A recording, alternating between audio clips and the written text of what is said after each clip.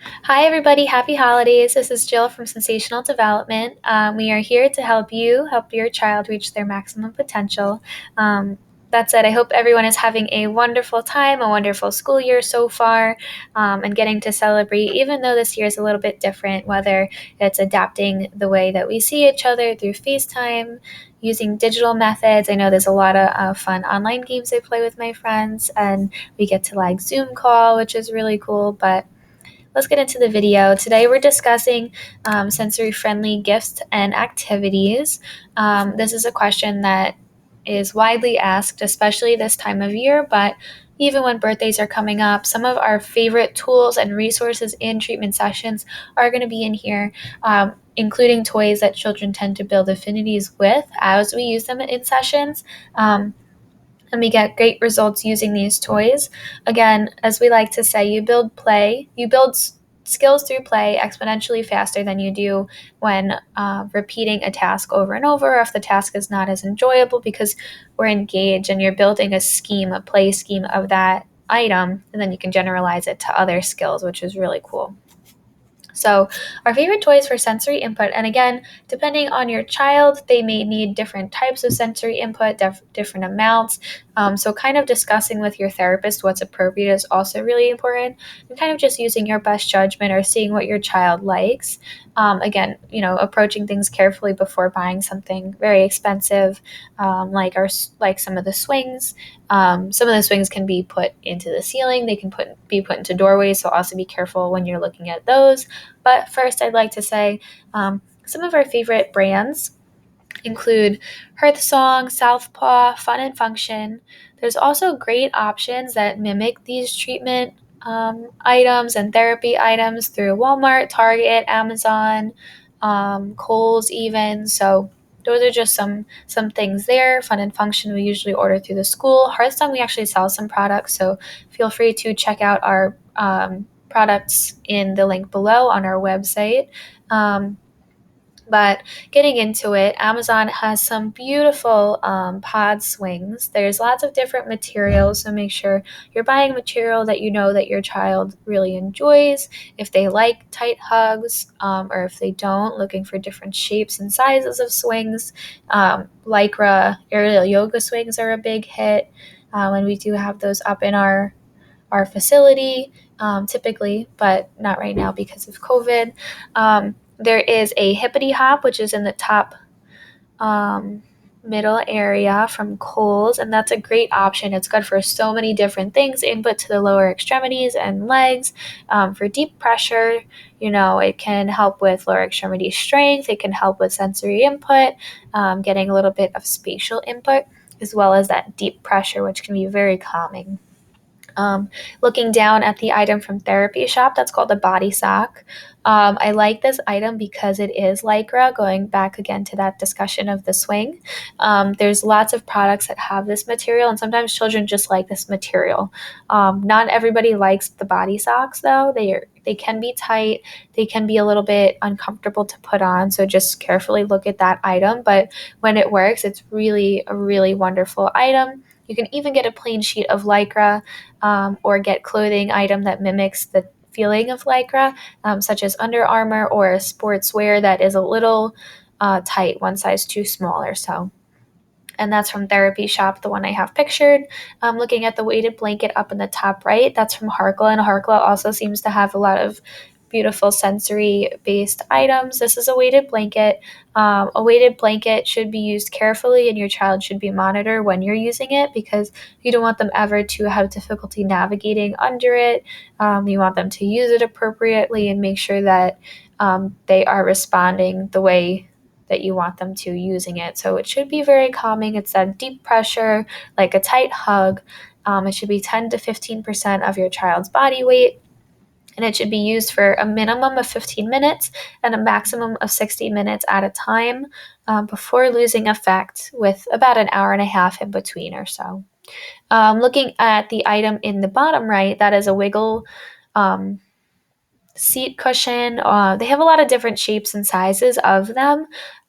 This one in particular has the spikes, and I find this one's usually a big hit. And again, that's from Fun and Function.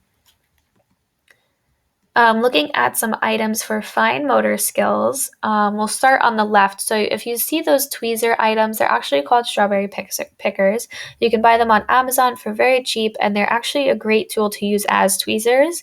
I like them too because a lot of times like toys that don't come with tweezers, I like to incorporate tweezers into, or I like to incorporate play with pom-poms or other small items they can pick up.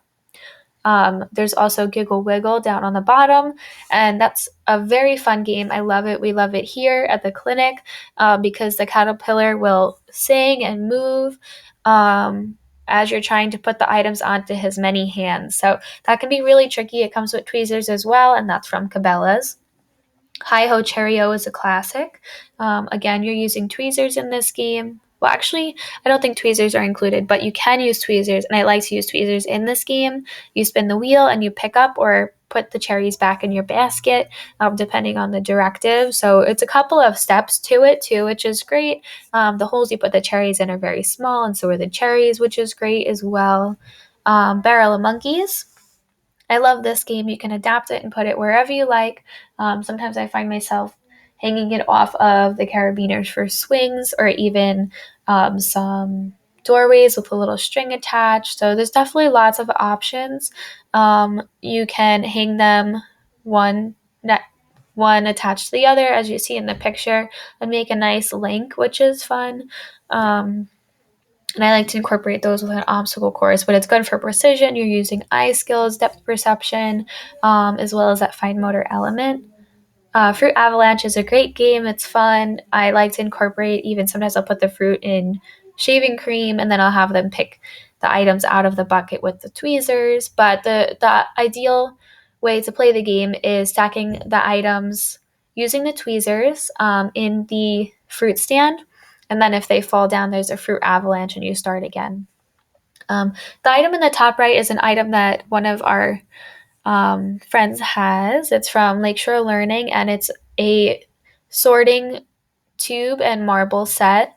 So it's really great for color matching, but again, you're getting so much fine motor work. If you look at how many pieces there are for each color, it's really an abundance. You can hide them in a tactile bin, like a rice bin, a sand bin. So there's a lot of great options. Again, there's so many different fine motor games, but these are just some of my favorites and some of our favorites at the clinic.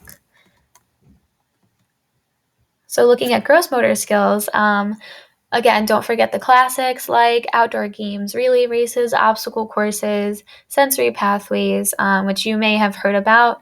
That's when you maybe draw a line on the floor or set up a visual based obstacle course. Maybe you have laminated handprints on the wall, and your child can do wall push-ups, but you can kind of formulate it however you like.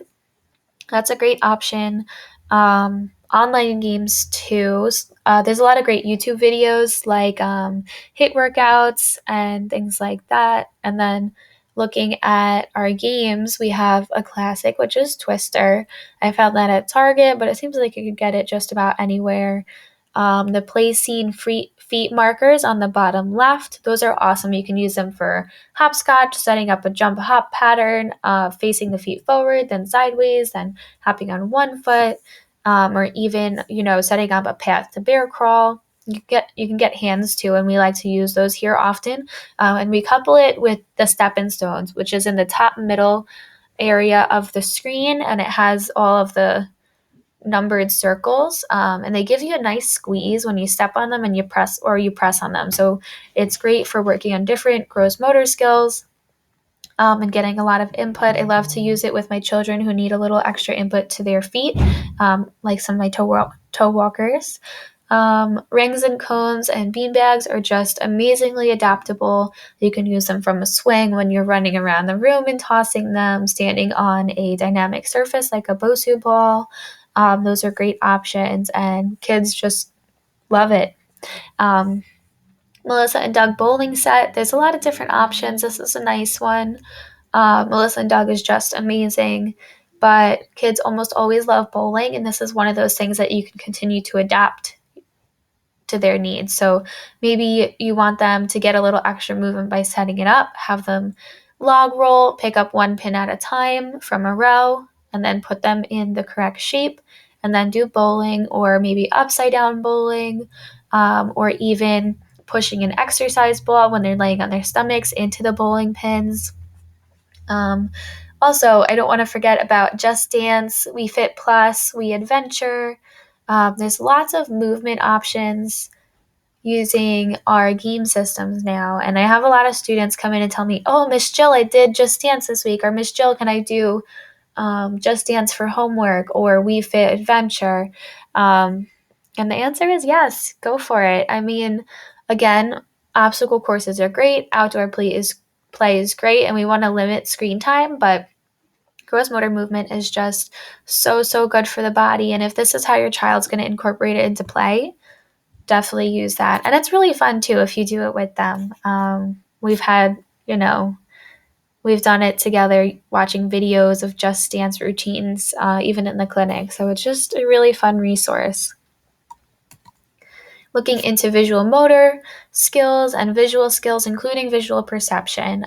Some great options, classic options are Mad Libs, cryptograms, word searches, connect the dots, paint by number, playing with flashlights even. You can play flashlight tag. You can have them follow the light from the flashlight moving across the wall, or you can even make hand puppets using the light. A little bit more fine motor, but that's still a great game. Puzzles, we love jumbo puzzles because you use a lot more eye muscle looking around when you're making them. Zoobs, Block Buddies, Zingo, and Qubits are also really great options. A lot of them you can grade as well. So Zoob is like, you have Zoob Junior, you also have Qubits Junior, or a harder level for Qubits. I find this level of Qubits enough challenge for me. So they're great options. Zingo is a family favorite. A lot of people tell me they actually have it already. I found that at Target. I found Zoobs at Kohl's. Block Buddies and Qubits I found on Amazon. Getting into our last section, we're going to talk about higher level functions. That includes executive functions. So waiting, taking turns, problem solving, logic. Ravensburger has some great products. We actually sell these two products. It's Ocean Labyrinth and Gravitrax. And they're actually pretty tricky. They take a long time to build it and use it. And if you make a small error, you really have to go back to the drawing board. Ocean Labyrinth is cool because you have to move the pieces around and create new paths constantly. And you really have to look around to find the piece that you need. I like to break them up with obstacle courses too, to decrease the immediate challenge. Logic links is great because you have to follow a certain number of clues to put the pieces in a certain order. So it's really good problem solving and direction following. Noodlers is just really challenging. You have to separate each picture on the square with a different stick. So each one can only be in its own quadrant. So those are really great options. You can also do chess, checkers, Mancala, Othello, card games, so some of our classic seated games, word puzzles and riddle books, as well as Monopoly, Clue, Guess Who, and Battleship. So those are a lot of fun. They just require a little more time and a little more patience from our kids, meaning a little bit more self-regulation skills. So I like to save these for higher level training. But that's about it for today. Again, I hope everyone's having a wonderful holiday. If you have any questions or you'd like any other topics covered, please message us down below in the comments. You can also see our website, our blogs. We have a lot of fun holiday ones up right now too, including a delicious hot chocolate recipe that's actually healthy. And that's it for today. Thank you so much, and I hope to see you soon. Don't forget to subscribe and like if you have not already.